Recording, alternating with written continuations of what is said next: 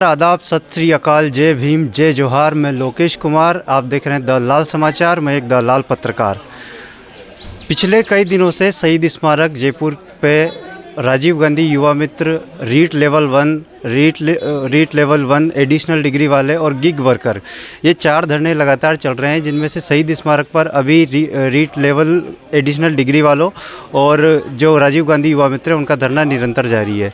आचार संहिता लगने में कुछ ही दिन शेष है और सरकार अभी तक इनकी जो वाजिब मांगे हैं उन पे सहमति नहीं बन पाई है। आज हम दलाली करने वापस एक बार पहले आए थे, एक बार दोबारा आए हैं। जो मंत्री है राजस्थान सरकार के माननीय किरोड़ी लाल जी मीणा, उनके घर के बाहर ये जो राजीव गांधी युवा मित्र, मेरे पीछे जिस तरह से पहले प्रोग्राम हुआ था आपका, आप यहाँ माननीय किरोड़ी लाल जी के धरने में बैठे थे, बीच में आपको पुलिस ने उठा दिया था ऐसा। अच्छा, ये कैसे हुआ? ये एक्सीडेंट हो गया। कैसे हुआ एक्सीडेंट? वो सीपी जोशी जी से मिल के आ रहे थे ना, तो रास्ते में एक्सीडेंट हो गया। दर दर की ठोकरें खाने का परिणाम है। हाँ, सरकार खिला रही है, मैं ठोकरें जो खा रहे हैं। सरकार ठोकरें खिला रही है। हाँ। तो सीपी जोशी के यहाँ गए थे आप, वहाँ से क्या निष्कर्ष निकला? कोई निष्कर्ष नहीं निकला वहाँ से। उन्होंने कुछ भी आश्वासन नहीं दिया, हमें बात भी नहीं की उन्होंने तुमसे। तो फिर यहाँ जो किरोड़ी लाल जी के आप पहले भी आए थे, दोबारा आए हो, क्या उम्मीद? विश्वास है कि ये हमारा काम करेंगे। उसकी आस लेके बैठे हैं यहाँ पे। पूर्ण विश्वास है आपको? हाँ। किरोड़ी लाल जी आपका काम करेंगे। ये चलने फिरने में दिक्कत आ रही होगी फिर आपको? हाँ, दिक्कत आ रही है। घर वालों को बताया आपने आपका एक्सीडेंट हो चुका है? नहीं, घर वालों को नहीं बताया अभी तक कुछ भी ऐसा। अगर बताओगे तो क्या होगा?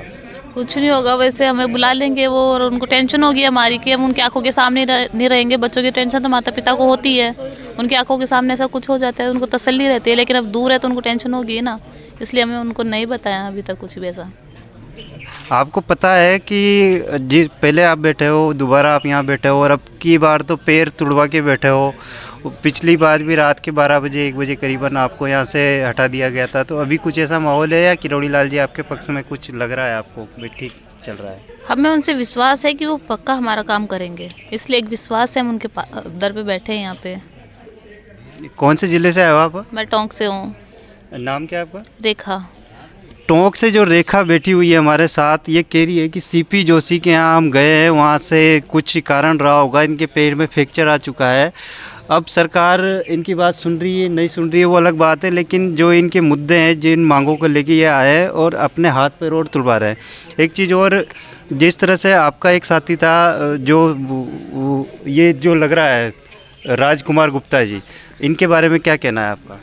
वो हमारे लगातार धरने पर ही थे। जैसे धरना मतलब आगे बढ़ने का टाइम, मतलब ज़्यादा लंबा चलाना, तो उन्होंने सोचा, मतलब उनकी टेंशन थी, वो अलग ही बैठे रहते थे, लगातार यहाँ थे, और वो टेंशन में आके वो घर पे गए थे, उसी दिन गए थे वो, और वहाँ जाने के बाद में उनको अटैक आ गया और वो हादसे से मौत हो गई उनकी, हार्ट अटैक से। जी। आपकी भी स्थिति थोड़ी थोड़ी ऐसी हो रही है? हाँ, होती है। देखो, एक्सीडेंट हुआ है तो वो टाइम बार बार याद आता है कि दुर्घटना कैसी थी। मान लो पीछे से ऐसे कोई गाड़ी आ जाती, तो हम 4 लोग थे वहाँ पे, चारों के साथ बहुत बुरा हुआ है उस दिन। हुआ जो सीपी जोशी के घर पे गए थे? हाँ, 4 लोग? 4 थे हम। और चारों का एक्सीडेंट हुआ, चारों की चोट आई है। और कौन साथी है वहाँ गया था जो? एक नैना मीणा जी है, एक नरेंद्र जी है, और एक विजय है। कुल मिला के बात इतनी सी कि राजस्थान सरकार ने जिस तरह से अभी युवाओं में बेरोजगारी का भय पैदा कर रखा है, बेरोजगार होके युवा दर दर की ठोकरें खाने पे मजबूर है। आप गए थे जो सीपी जोशी के घर पे? हाँ जी, गए थे ना सीपी जोशी। तो क्या आश्वासन मिला वहाँ से? और आप आखिरी तौर पे यहाँ एक बार पहले भी आ चुके हैं, फिर भी आप दोबारा आए हैं, तो ऐसा क्या कारण है कि आप और नेताओं की बजाय किरोड़ी लाल मीणा जी के घर पे दोबारा आए हैं? हमें किरोड़ी लाल मीणा जी से, हमारे बाबा हैं, हमें उम्मीद है पूरी इनसे, क्योंकि हमारा साथ देते हैं, युवाओं को साथ देते हैं, इसलिए हमें पूरी उम्मीद है दोबारा इनकी शरण में है और यही हमारा काम करेंगे। लास्ट ये है, पूरा विश्वास। आखिरी उम्मीद लेके आए हैं? आखिरी उम्मीद लेके आए हैं, क्योंकि आचार संहिता में मुश्किल से 4-5 दिन बाकी है, शेष है, तो मैं अब यही हमारी सुनेंगे, हमें पूरा विश्वास है। तो आपसे बातचीत हुई किरोड़ी लाल जी की यहाँ बैठने के बाद? जी, बातचीत हुई ना, कल मिले हमसे, बाबा ने कहा बैठो आप यहाँ, तब बाबा धरने में। एक तरह से सरकार का जो मानस है बेरोजगार रखने का, वो ठीक है, लेकिन इन युवाओं को अभी भी पूरी उम्मीद है कि माननीय किरोड़ी लाल जी मीणा इनकी बात ज़रूर सुनेंगे। एक जो युवा साथी है अपने हाथ में पट्टी बांध के एक और बैठे हैं यहाँ पे, इनसे भी चर्चा करते हैं।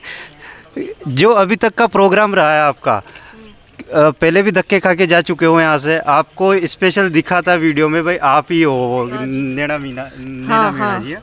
नाम से जानते हैं आपको हम भी। बिल्कुल। तो ऐसा क्या कारण है कि आप दोबारा किरोड़ी लाल जी के आए हो?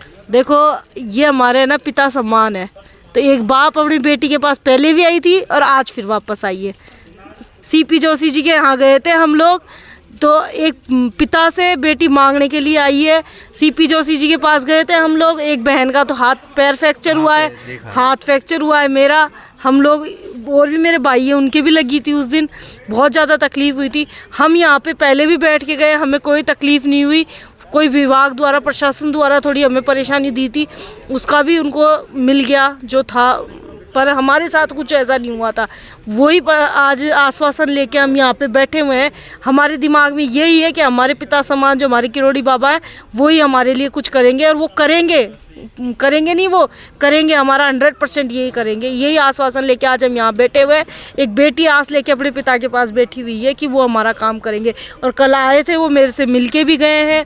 उन्होंने बोला है कि बेटा बैठ जा तू यहाँ पे, खुद बोल के गए हैं वो। मैंने उनको बोला है कि नहीं जाऊंगी मैं यहाँ से, बिल्कुल नहीं जाऊंगी, तो उन्होंने कहा नहीं जाए ना तू बैठ जाए यहाँ पे आराम से, कोई दिक्कत नहीं है।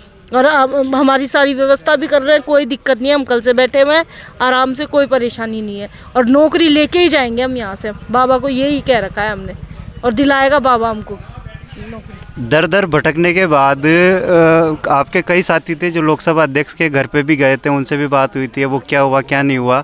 आखिरी उम्मीद के तौर पे पूरी भारतीय जनता पार्टी की सरकार में क्या आप किरोड़ी लाल जी को ही एक आखिरी उम्मीद मान रहे हैं अपनी? बिल्कुल आखिरी उम्मीद मान रहे हैं। ये युवाओं के लिए इन्होंने पहले भी बहुत संघर्ष किया है और आज भी ये संघर्ष कर रहे हैं, तो उसी संघर्ष को लेके हम यहाँ पे बैठे हुए हैं कि ये हमारे लिए मुद्दा उठाएंगे और ज़रूर करेंगे। ये एक ऐसा नेता है जिन्होंने, पहले नेता हैं ये जो अपने पद पे रहते हुए, बिना पद पे रहते हुए इन्होंने युवाओं के लिए बहुत संघर्ष किया है। आप पहले भी इनके देख सकते हो धरने, पहले भी इनका बहुत योगदान रहा है युवाओं के लिए। अभी फ़िलहाल थोड़े दिनों पहले RS वाला मुद्दा था, बाबा ने सॉल्व करवाया था वो मुद्दा, तो हमारा भी बाबा ही करवाएंगे। आपके समकक्ष एक धरना चल रहा था रीट लेवल 1 वालों का, तो वो धरना समाप्त हो चुका है, तो आपको वो धरने समाप्त होने के बाद फिर जो उम्मीद टूट चुकी थी आपकी, वो बन रही है दोबारा? नहीं जी, देखो हमारे बाद में आए थे वो लोग, रीट का लेवल का था उनका हाई कोर्ट का मामला था, उनका कल हुआ, हमें बहुत खुशी मिली उसके अंदर कि चलो कुछ तो युवा है जिन्हें रोज़गार वापस मिला, उनका बेरोज़गारी थोड़ी ख़त्म हो रही है। हम युवा, हम बेरोज़गार हैं, हम समझ सकते हैं उनकी पीड़ा क्या थी। उनकी पीड़ा को देखते हुए हमें बहुत खुशी है कि उनको उनका रोज़गार वापस मिला है, और हम उससे ज़्यादा उम्मीद ये करते हैं कि एक धरने के ऊपर उनको न्याय मिला है तो हमारी भी सरकार सुनेगी। हमें उसके अंदर दुख नहीं हुआ, बिल्कुल खुशी हुई है कि उनका हुआ है, और हमारे अंदर बल्कि अब ज़्यादा जोश आ गया। जब उनको न्याय मिल गया तो हमको क्यों नहीं मिलेगा, हमको भी मिलेगा न्याय। हम में जोश है उस चीज़ को लेके, और मिलेगा हमको न्याय, कैसे नहीं मिलेगा, हमको ज़रूर मिलेगा। तो ये थे हमारे साथ नैना मीणा जी, जिनका कहना है कि हम आखिरी उम्मीद के तौर पे बाबा किरोड़ी लाल के पास आए हैं, और हमें पूर्ण विश्वास है कि बाबा किरोड़ी लाल हमारी वाजिब मांगों को ज़रूर मानेंगे। जिस तरह से RS वालों का, रीट लेवल 1 वालों का, और जो वहाँ धरना चल रहा था वो ख़त्म हो चुका है, तो बाबा किरोड़ी लाल हमारी भी जो रोज़गार की बात है उसको मान के और हमें जल्द से जल्द आचार संहिता से पहले बहाली दिलवा देंगे। कैमरामैन टोनू कुमार के साथ मैं लोकेश कुमार, नमस्कार।